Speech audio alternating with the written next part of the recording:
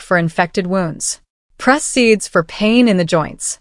A certain pale leaf, boiled slow, for women who could not bring their children safely into the world. Ebony learned quickly, and the learning changed something in her. Not her sadness, that stayed. But underneath the sadness, a kind of steadiness began to grow. She was no longer only a woman waiting to be pitted or thrown out. She was becoming someone who knew things that mattered. Within weeks, people from nearby areas began to come to the clearing at the forest edge. Some out of desperation, some out of curiosity.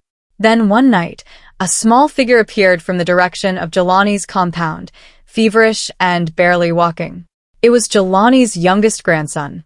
He had a fever that had not broken in 4 days. His mother had tried everything the compound medicine woman knew. In desperation, after dark, when no one could see her, she had sent him to Ebony. Ebony worked through the night. The cooling cloths, bitter root tea, a paste pressed gently to his chest. By morning the boy's fever had dropped. By the second morning his eyes were clear, and he was asking for food. His mother said nothing publicly, but she thanked Ebony with a long, wordless look that said more than words could.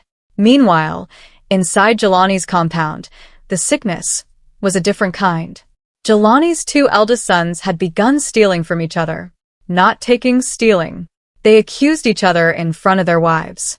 They checked the locked storeroom at different hours to make sure the other had not been inside. They spoke to their father with the sharp edges in their voices that come when people who love wealth more than family begin treating each other as competition. And one morning Jelani went to the pot where he kept the gold beads hidden behind the loose stone and found that the bottom layer had turned to stone. Ordinary, gray, worthless stone. He told no one. Jelani's second son was called Teo. He was different from his brother. Quieter, slower to anger, the kind of young man who thinks before he speaks and sometimes thinks so long he forgets to speak at all. He had watched everything in the compound with worried eyes for many weeks. He had seen his father change. Not all at once, but gradually, the way a good well turns when something dead falls into it. One evening, Teo walked to the forest edge and asked an old man near the market if he knew where the woman Ebony could be found. The old man pointed without much expression. Teo came to the clearing with his cap held in his hands. He said, "I know you have no reason to help anyone from our compound." Ebony said, "Sit." He sat. He told her that the house felt wrong, that the bird, nearly featherless now, only stared at the wall of Jelani's room, that gold had turned to stone in storage, that his father and brother no longer trusted each other. He said it the way a person speaks when they are beginning to understand something but do not yet know the full shape of it. Ebony looked at him carefully. Then she asked one question. "Where does your father say his brother died?" Teo frowned. "The ravine, east of the farms." "Has he ever taken you there?" Teo was quiet for a moment. "No," he said. "Now that I think of it, no." Ebony said nothing more on the subject that evening. She gave Teo a small bundle of dried herbs for his mother's headaches and told him to come back if he needed to talk. He left looking like a man who had arrived with one question and was leaving with several more. Back in Jelani's compound, the collapse was arriving in stages. The chief's family came to collect the promised bride wealth for the marriage of Jelani's eldest son. The carved chests were brought out. The cattle were led forward.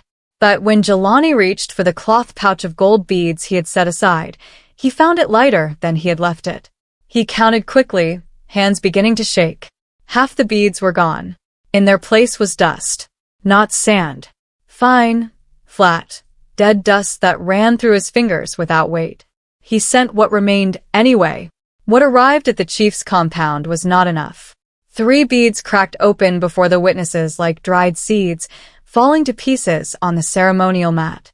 The chief's daughter was returned before sunset. The insult traveled faster than horses.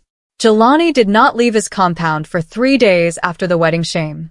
His wives moved carefully around him. His sons argued in separate corners. The compound had the feeling of a place where something important had ended, but nobody yet knew what to say about it.